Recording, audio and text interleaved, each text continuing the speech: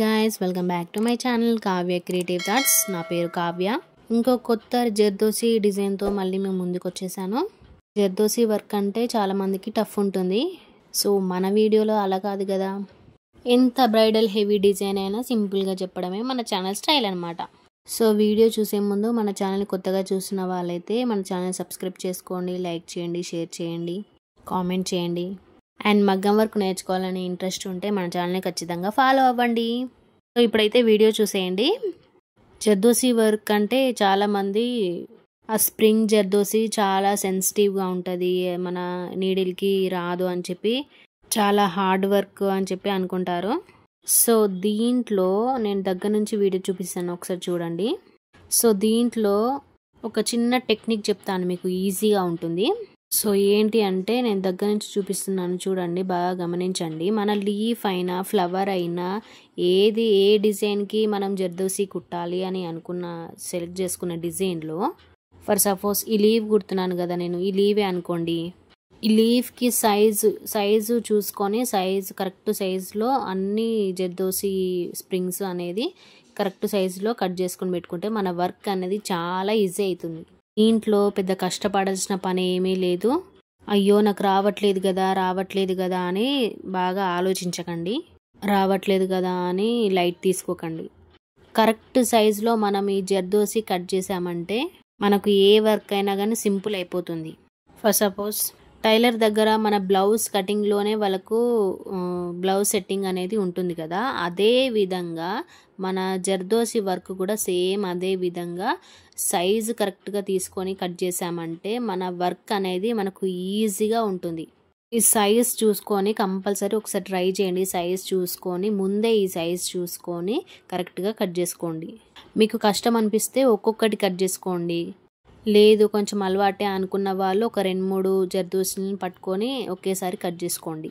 Cut చేసుకునేటప్పుడు కూడా జర్దోసికి needle పట్టేటట్టుగా whole అనేది సరిగ్గా రావాలి, లేదు ఈ స్ప్రింగ్ లైన్స్ అటు ఇటు తీగల్లాగా తిరిగి ఉంటే మన వర్క్ చేసేటప్పుడు కూడా ఇబ్బంది అవుతుంది, దారం తెగిపోతుంది, కరెక్ట్ రాదు, వర్క్ అనేది నీట్గా రాదు, చికాకు వస్తుంది.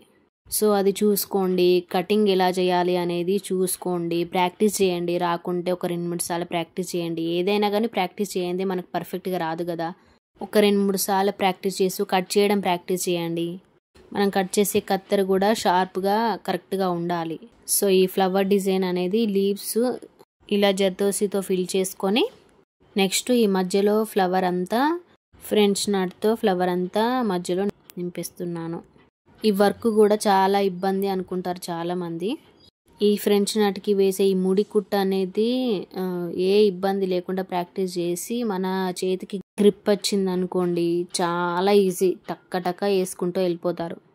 పెద్దగా ఆలోచించాల్సిన అవసరమే లేదు. ఇలాంటి వర్క్స్ వేసామంటే ఆ డిజైన్ చాలా లుక్ వస్తుంది, బ్రైడల్గా అయిపోతుంది.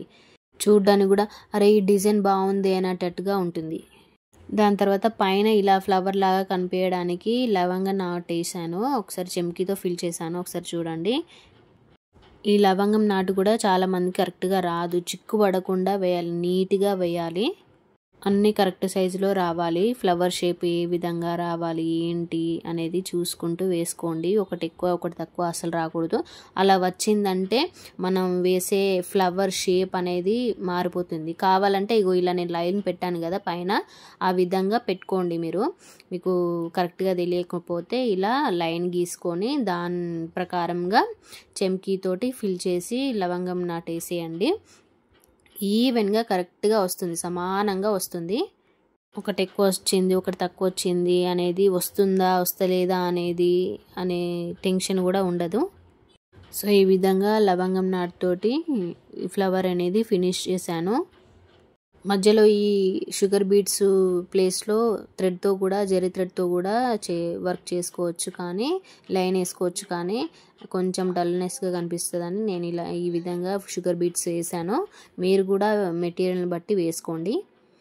సో ఈ చిన్న ఫ్లవర్ని పట్టుకొని మన blouse back neck, front neck, హ్యాండ్స్కి ఇదే డిజైన్ లైన్గా వేసుకుంటూ వెళ్తే కింద కట్ వర్క్ రౌండ్గా నీట్గా వస్తుంది.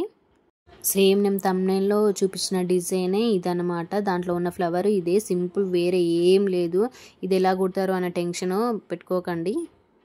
హ్యాపీగా మగ్గం వర్క్ చేసుకోండి బ్రైడల్ డిజైన్స్.